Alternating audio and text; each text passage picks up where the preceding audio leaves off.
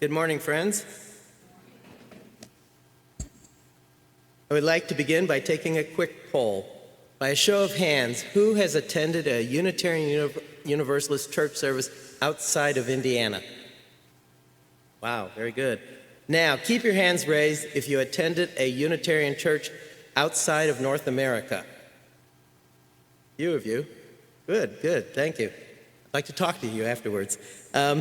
I still have my hand raised because 3 months ago, I had the opportunity to attend a Unitarian church in Chennai, India, a church that is 225 years old. I would like to share with you my experiences and the story of how the heck a Unitarian church ended up in India. It turns out that Unitarianism played a small but influential role in the development of modern India. My adventure began last summer when my boss called and asked if I'd be willing to travel to India to train a team of 4 IT contractors on the software application we maintain.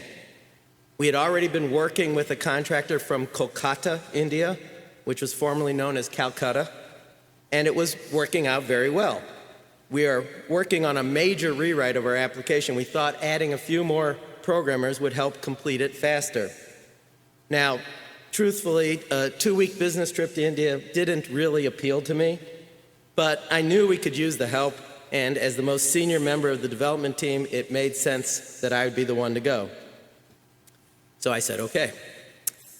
Now, I don't know if any of you do this, but I have to confess, whenever I am planning a trip and I know I might have some free time on a Sunday morning, I'll get on the internet and check out the UU churches in the area that I'm going to visit. I'm always interested to see how other UUs worship and to learn what activities their church is involved in. Unitarianism comes in all different sizes and styles, and it gives you a different perspective on our church when you've seen the variety of ways of doing church. And sometimes you come away with lovely parting gifts, like this UU bag they give visitors at a church north of San Diego. So I decided to check if there was a UU church in Chennai, which was formerly called Madras. My internet search found a blog post about a trip members of the Cedar Lane UU Church in Bethesda, Maryland, took to India last February. It described their visit with the Unitarian Christian Church of Madras and its minister, the Reverend Harrison Kingsley. But I couldn't find a website for the church or any contact information. So I reached out to the International Resources Office of the Unitarian Universalist Association, and they sent an email to Reverend Kingsley introducing me. He and I exchanged emails, and arrangements were made for me to attend a service at their church on October 20th. The Cedar Lane blog post also mentioned that the church I would be visiting is the oldest Unitarian-affiliated church outside Western Europe, having been founded in 1795. The story of its origins could have come straight out of Dickens, and it begins with an orphan who was sold into slavery. In 1768, a low-caste Hindu boy was born in a small village outside of Madras. His name was Thiruvenkatam Villala, and I apologize now if I mispronounce any of the Indian names during this sermon. When he was 16 years old, his parents were killed during a war, so he went to Madras looking for work. A family took him in, but 6 months later sold him as a slave to an English officer serving on board an East India Company ship. During his time at sea, he converted to Islam. 3 years later, the English officer took sick, and just before he died, he gave Thiruvenkatam his freedom. The ship's captain hired him as a servant and brought him to England. During the next 2 years, he joined the Church of England and was baptized, taking the name of William Roberts. A few years later, Roberts was dismissed from the service of the ship's captain. Broke, he took a position as butler for an English family that were traveling to Madras. It was during this time that Roberts began to question the Trinitarian concept of God. When the family returned to England a few years later, Roberts went with them, and there he encountered the Unitarian concept of God in the writings of Theophilus Lindsey, who founded the first openly Unitarian congregation in England, and Joseph Priestley, a famous scientist and early convert to Unitarianism. Roberts would later name his first son Theophilus and his second son Joseph. A year later, Roberts returned back to Madras, and he brought with him a library of Unitarian books, an English translation of the Quran, and a translation of the Bible in Tamil, the language spoken in the Madras region of India. As you may be aware, India has a lot of languages. According to a 2001 census, there were 30 languages spoken in India by more than 1 million people, and 122 languages spoken by more than 10,000 people. Yeah. Roberts began instructing others in Unitarianism. In 1795, the first gathering of Unitarian Christians in Madras took place. 10 families participated. Over time, this small congregation grew, and in 1813, they opened a small chapel. Roberts was dedicated to promoting the Unitarian view of Christianity. He published over 45 books on Unitarianism in the Tamil language. Roberts said, if Unitarianism is worth believing, it must be worth propagating. Roberts and his congregation also had a strong commitment to education, and they established several small schools. But all of this required resources, which their small community did not have.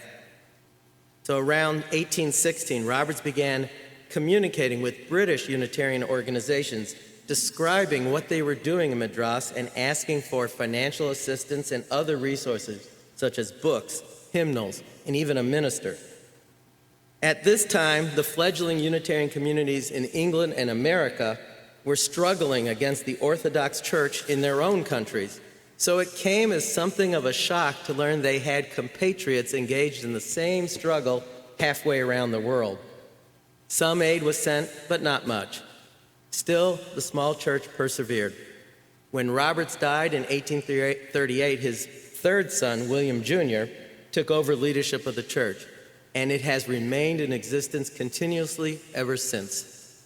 Today, it has a membership of about 300 adults and children. The church continues its commitment to education by offering evening school classes where local girls are trained in sewing and tailoring so they can make their own clothes. The original church building, built in 1813, was still in use until recently, but it had deteriorated seriously due to time and weather, so it was rebuilt, and the new building opened in January 2009. It was this church I was planning to visit during my trip to India. I left for India on a Friday night for a trip that would take over 19 hours, including a 2-hour layover in Dubai. I was told they had arranged for a driver to meet me there and take me to the hotel, but I was a little uneasy because the specifics were somewhat vague. I was arriving after 2 in the morning, and I didn't know where I would be picked up or how we would recognize each other. So, stranded in a Chennai airport at 2 in the morning. But I didn't need to worry. Not only was the driver standing outside the airport door at 3 in the morning to meet me, but so were 2 of the new team members and their boss. Yeah, they greeted me warmly. As soon as I stepped foot in India, I was immersed in its culture of hospitality, which I would experience throughout my visit, from the coworkers, the hotel staff, and of course at the Unitarian Church. That was my first impression of India: hospitality and heat. The city of Chennai is in southeast India on the coast of the Bay of Bengal, and its average temperature in October is over 90 degrees, which doesn't sound too bad right about now. On Monday morning, the car came to take me to the offices of the consulting company where the training would be held. The driver was the same one from the airport. His name was Arul, and I learned that he and his car would be transporting me wherever I needed to go during my visit. And it's a good thing, because I was about to be introduced to another feature of Indian culture: it's traffic. Our car was surrounded by vehicles of all sizes, from large trucks and buses to small minicabs and the ever-present motorcycle. The traffic would come at you from all directions, as there were few stoplights and no traffic lanes, with pedestrians on the sides of the curbless roads, and the occasional cow wandering on some of the side streets. Seriously. I think I know why Hinduism has so many gods, because if I had to drive in that traffic, I'd be praying to each and every one of them all the time. You would expect there to be chaos, but everything seemed to move without significant delays. There were no accidents that I witnessed, and everyone was very courteous. Although there was a constant barrage of horn honking, it was not an expression of road rage. It is their means of communication and collaboration. When I arrived for the first day of training, I was introduced to the other members of the team. I learned that only one of them actually lived in Chennai. The other team members came from Kolkata, which is over 1,000 miles away in northern India, also on the coast of the Bay of Bengal. And it is in Kolkata where Unitarianism next appeared in India in 1820. The person most responsible for bringing Unitarianism to Kolkata is Ramamohan Roy, a very significant feature in Indian history. He is frequently referred to as the father of modern India. Roy was almost the exact opposite of Roberts. He was a well-educated, wealthy, upper-caste Brahmin, fluent in 7 languages. Where Roberts worked as a servant for English families, Roy worked in the civil service in the East India Company. Roy was raised a Hindu and is credited with introducing the word Hinduism into the English language. That was when he was 44 years old. But Roy was a critic of Hindu religious beliefs and practices, and he was a social reformer, especially in the area of gender equality. He opposed the practice of polygamy, which was common in his caste. He himself had been married 3 times by the age of 10. He supported the education of women and their right to hold property, but he is most well known for his work to end the practice of sati. When he was 40 years old, his brother died, and as dictated by sati, the family forcibly burned alive his widow. This so upset Roy that he worked for years to petition the British government to outlaw the practice, which they eventually did 17 years later. He first published criticisms of Hinduism in 1803, when he advocated for a monotheistic version of the religion, emphasizing reason over superstition. He also opposed idolatry, arguing that God could best be known through nature.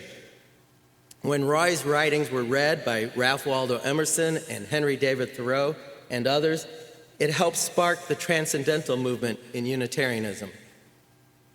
Roy was first introduced to Christianity by Baptist missionaries in Calcutta in 1816. Many of his criticisms of Hinduism were transferred to Christianity. He denied the divinity of Jesus, and he removed miracles from the Gospels as they contravened reason. Roy worked closely with the Baptist missionary William Adam and eventually convinced him of his unorthodox views, leading Adam to resign his position and his colleagues to refer to him as the second fallen Adam. Think about it. In 1821, Roy and Adam founded the Calcutta Unitarian Committee. Adam was the organizer and promoter, while Roy provided the funds and published Unitarian writings, including William Ellery Channing's landmark sermon, Unitarian Christianity. However, 7 years later, the partnership split up. Adam, true to his missionary background, was trying to promote Unitarianism among the general population by, among other things, offering services in Bengali, the language primarily spoken by the people of Calcutta. Roy and the other upper caste Brahmins believed that services should only be offered in Sanskrit or Persian or English. These and other disagreements caused Roy and the other Brahmins to leave the Unitarian Committee. Roy then founded a new group called the Brahmo Samaj, the Society of One God. For a period of time, it was one of the most influential religious movements in India and contributed to the making of modern India.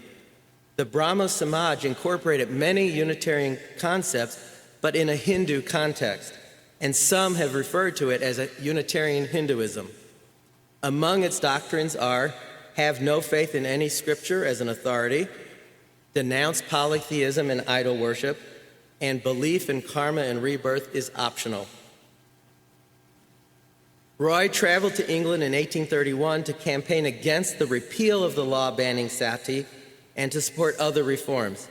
He died there of meningitis while visiting the home of a Unitarian minister in Bristol, where a statue of him was erected in 1997. The Brahmo Samaj went into decline for a decade after the death of Roy, until it was revived by Rabindranath Tagore, father of Nobel laureate Rabindranath Tagore, whose poem we heard during today's reading. The Brahmo Samaj remained a vital movement for religious and social reform for the next 40 years. It was a rainy Sunday morning when a rule drove me to the Unitarian Church in Chennai. It was situated in a very narrow street, nestled in amongst other buildings. But I knew I was at the right place because there was a small gold chalice painted above the door and a sign in English that said, Unitarian Christian Church, established 1795. I crossed the small front courtyard and entered the foyer. There I was warmly greeted by members of the minister's family, his mother, his wife, and his children. Reverend Kingsley himself appeared a few minutes later to greet me. We entered the sanctuary, which from front to back was about 2/3 the length of this room, but was much narrower. There was just a central aisle with a row of wooden pews on each side. In the front was a raised platform like we have here, but it was a little deeper, and the chalice table was in the back, against the back wall. Attached to that wall were letters spelling out 3 English words, the only words in English in the sanctuary. The words said, God is love. In front of the platform and off to the left, when looking from the pews, was one of those old wooden raised pulpits with stairs that the speaker climbs up to address the congregation. All sides of the pulpit had carvings. The carving on the front was a flaming chalice. The minister began the service from the stage speaking in Tamil. At one point, he switched to English and introduced me. He presented me with 2 gifts. All right. This very nice shawl. Yes. And a necklace made by the children in the congregation. These are some kind of, I don't know, nuts or something organic. I got it the wrong way around. All right. Okay. Yeah. I wear it every day. I thanked everyone for the gifts and for welcoming me to their church. I returned to my seat, and then a speaker climbed the stairs to the pulpit and gave an invigorating talk, completely in Tamil. Although I didn't understand a word of his talk, I was captivated by the cadence of his speech pattern. The same was true for the hymns that were sung. Afterwards, I was served tea and cookies and other treats. Eventually, a rule arrived and I had to depart. On the ride back to the hotel, I was struck by how little I understood, yet how familiar the morning seemed. We are out of time, but there is so much more to the relationship between Unitarianism and India, such as the Unitarians living in the remote Khasi Hills area of India celebrate Unitarian Day every September 18th, or the promotion of Gandhi's spirit of active nonviolence by Unitarian minister John Haynes Holmes, or organizations like the International Council of Unitarians and Universalists, or the UU Holding India program, which provides aid for humanitarian service ventures and social enterprises, and the UU Partner Church program. So I'll leave you with this reflection. There is no one way to be a UU. What ties us together are the values we share: hospitality, freedom of thought, the importance of education and service, social justice. But you do not need to go all the way to India to learn about other UUs. You can go to the Mid-America Regional Assembly or the UUA General Assembly, or you can reach out to other UUs right here in Indianapolis. As UUA President Susan Frederick Gray has said, we are living in difficult and dangerous times. These are no ordinary times, and our work as Unitarian Universalists must not be ordinary. This is no time for a casual faith, and this is no time to go it alone. May it be so.